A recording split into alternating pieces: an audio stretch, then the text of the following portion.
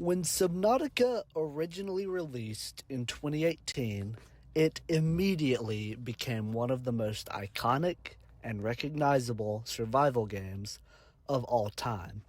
Not because it was the first game that took place mostly in water, or the first game that followed someone crash landing on an alien planet, or even the first game to terrify players with unique undersea dangers suddenly emerging from the depths, but because it was the only game that incorporated all these elements in a way that was unique to Subnautica. Each individual feature, from base building to aquatic exploration, has been replicated in a plethora of other games. However, Subnautica is the only game that combines all of these features into an experience that cannot be replicated. This is the reason I believe that Subnautica's strength is not any one mechanic, but rather in its uniqueness as a concept. So when one compares two games in the Subnautica franchise, you have to gauge each game's success based off of its ability to create moments that are uniquely Subnautican. The main point of Subnautica does not lie in base building or scanning all the blueprints or even exploration. The point of Subnautica is to experience these moments. Things like making vehicles or scanning fragments to unlock technologies that allow you to go deeper only point back towards creating these unique individual moments that no other game can create. So in this video, instead of debating which game has the better base building or which game's biomes or creatures are the most interesting, we're going to be looking at a more abstract concept. Which game is better at making these moments? And I hope that once we get into it, you can really start to understand what I mean by these moments that aren't found in any other game. So let's start with each game's introduction. One thing that made Subnautica really stand out when it was first introduced was the fact that most of the game takes place underwater. New players who had never seen the game before get through a significant chunk of the game exploring, scanning, and surviving, believing that they would never see land in the game at all. And this made it such a more impactful moment when the sunbeam's radio signal informs the player that there's a landing spot. The first hint that land exists in the game, and to travel to this island and see the sunbeam explode in this massive alien structure that the player doesn't know anything about is such a big, impactful moment for new players. In fact, it's one of the most iconic parts of the game. Having this very first sight of land paired with such major plot points in the story creates for this wow moment for players whose initial concepts of what was going to happen in Subnautica is completely turned on its head in so many ways. Now compare this to how dry land is treated in Subnautica 2. The intro to the second game swiftly introduces the player to the new adaptation system before throwing their life pod onto the surface, having the door open, and the player sees a giant tree sticking right out of the water. This completely forfeits the big reveal of dry land that was in the original game. However, This doesn't mean that Subnautica 2 has given up this suspenseful moment. It just means they're going to have to approach it in a different way and find some other method to reveal and unveil these deeper story elements that the player does not initially see. This also brings up a good point when comparing these two games.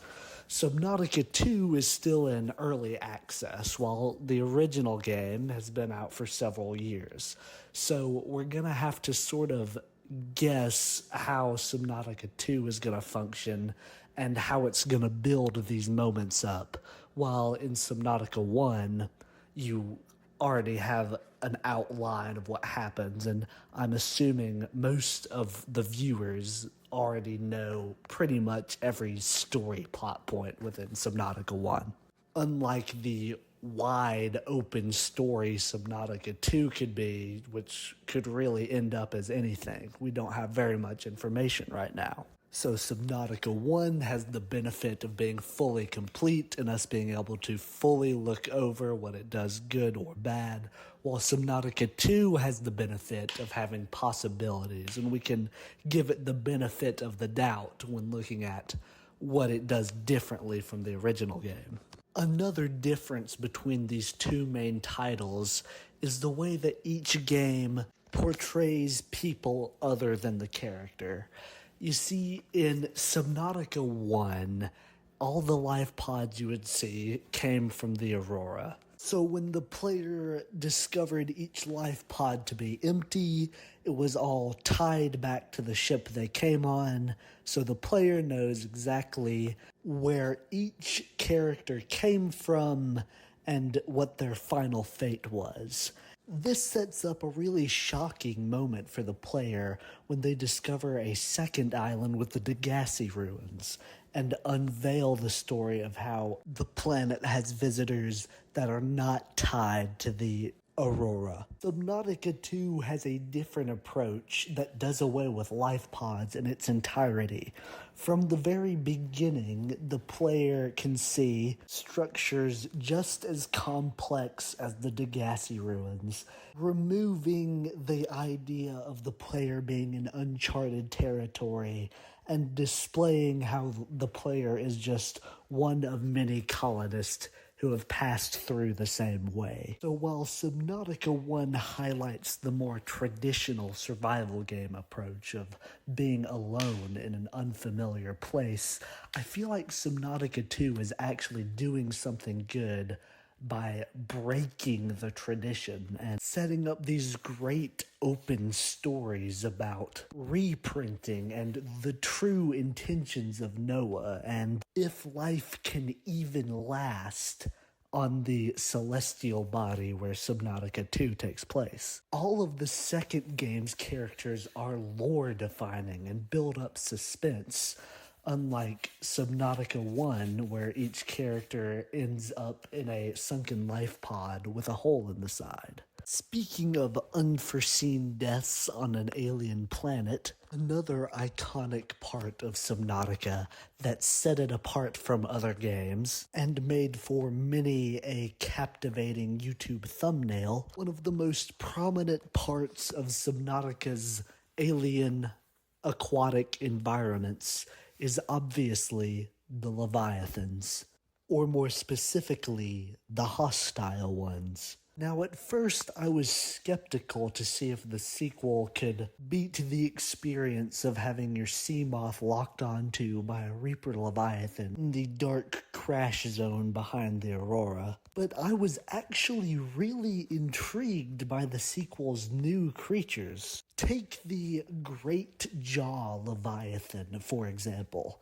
Instead of pursuing the player, the Great Jaw acts defensively, blending in with the environment, and at first appearing like it's not even alive, only for the player to wander right into the Leviathan's trap and realize that this seemingly natural landform is actually a dangerous Leviathan-class organism. In the first game, all encounters with hostile Leviathans were similar, while in the second game, No two are truly alike, and each one employs its own strategy in attacking the player. I hope that as Subnautica 2 becomes a fully fledged out game, that each of the game's plants, animals, and environments, whether hostile or not, follow this trend of having unparalleled behaviors. And as the player explores new biomes, they run into things that they've never quite seen before.